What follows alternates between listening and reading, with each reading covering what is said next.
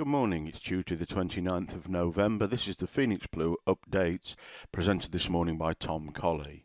A quiet day in the markets yesterday was potentially to be expected. Not a lot of news. The only potential news event was Mario Draghi speaking at the European Parliament. There may have been risk that he would have given some sort of indication about what is planned for the next ECB rate meeting. He gave away absolutely nothing by simply saying that they would consider current conditions and their plans at the next meeting. So absolutely nothing came from that, so we obviously saw no reaction in the markets. Overnight we had a speech from the Bank of Canada Governor Paulos. He was basically saying there is continued uncertainty in the Canadian economy, uncertainty on the outlook, and that meant it was pretty unlikely that next week would bring a rate change. So again, nothing to come out of that. What do we have today? We have prelim gross domestic product at 130 out of the US, and consumer confidence. One's definitely worth watching. And then this evening and overnight, we have the RBNZ, the New Zealand Financial Stability Report, followed later on by the Governor Wheeler speaking undoubtedly about that financial stability report. So there may be something that comes out from that. Going into tomorrow, probably before you get the video tomorrow, we'll see the results of the Bank of England bank stress tests, where they look into the equity or the holdings, cash holdings, etc. of UK banks. And then tomorrow we have the all-important OPEC meetings in respect of a potential agreement about pegging, cutting, whatever you want to call it, oil production. And there's been a lot of toing and froing going on. Yesterday, or the day before, or sorry, Friday, we saw quite a negative view of this. Yesterday it was being talked back up again. But this is the day, tomorrow, sorry, is the day that they will need to make a decision and move that forward one way or the other. Okay, looking across at the markets themselves, this is the dollar index. We saw a pullback to this level of support through here yesterday, and then a bullish move off that level. We were in this market intraday yesterday, took a few pips from that, but the movement, certainly through the trading part of the day from our perspective, was somewhat limited. Over on the yen, a similar picture, although yesterday, to be fair, the yen was holding the dollar strength when it was intraday there, and was, as you can see from this bar, this is as much as bullish a bar as the one on the dollar index. There seems to be some buying pressure on the yen, or selling pressure in this US dollar JPY inverse market. So we'll be watching that, news events. Potentially we're looking forward to either of these markets or any of the markets breaking. We've got non-farm payroll on Friday. Would anticipate that anything other than very poor results will, as far as the markets were, just nail the lid on the fact we're going to get a Fed rate rise in December. If we do get poor figures, we could see a lot of turbulence in the markets in that respect. Over on the euro, obviously is currently being affected, or is always affected, by the dollar. It's also going to be influenced by non-farm payroll.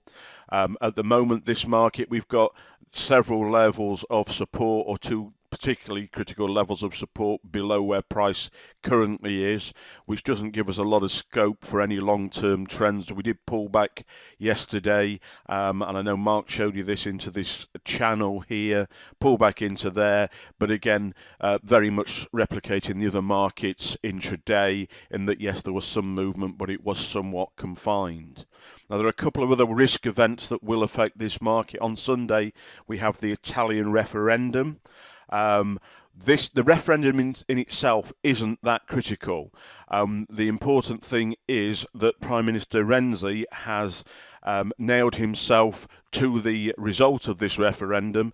If the Italians vote no, then we're potentially looking at an Italian election, an early Italian election, and in the current environment that opens the risk to the type of Brexit/Trump votes that we've seen this year. So, shall we say, anti-austerity, anti-EU potential coming out of the election. So that would certainly create uncertainty on the Euro side. And then the same day on Sunday, we have the election of an Austrian president.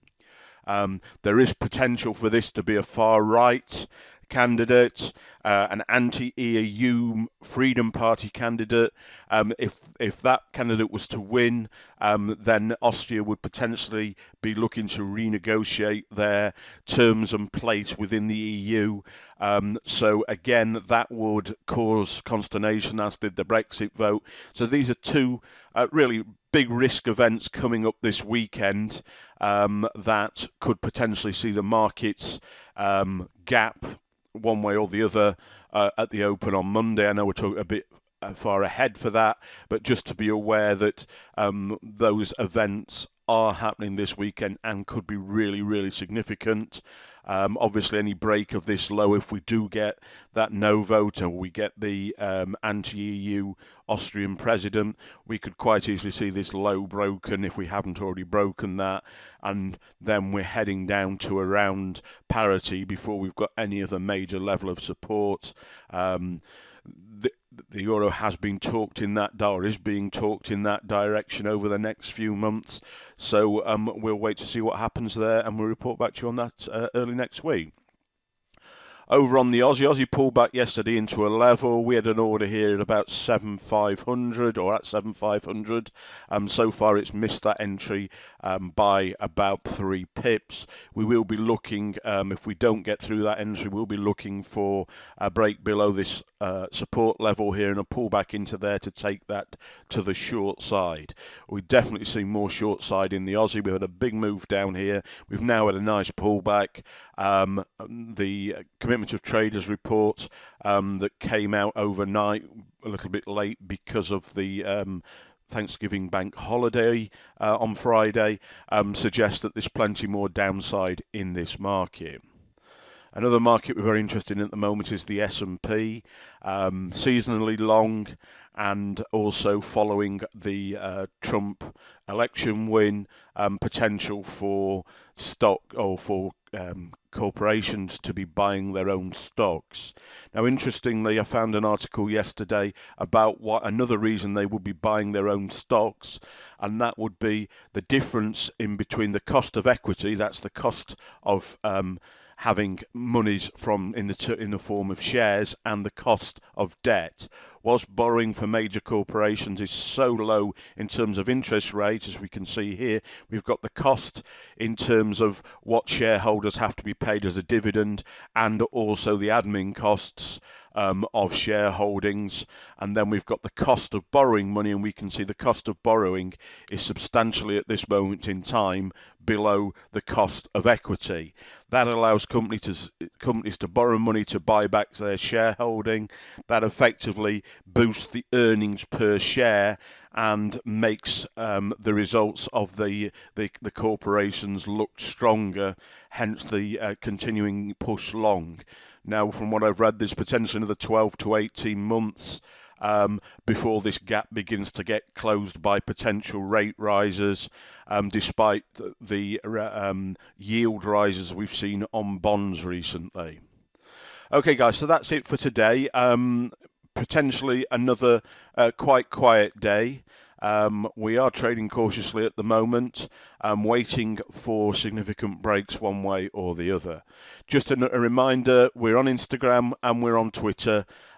We should get anything that's happening in the markets. We'll update you on there. Any trades that we're looking at that aren't covered by these videos, or any updates on trades that we talk about in these videos, are available on both those platforms.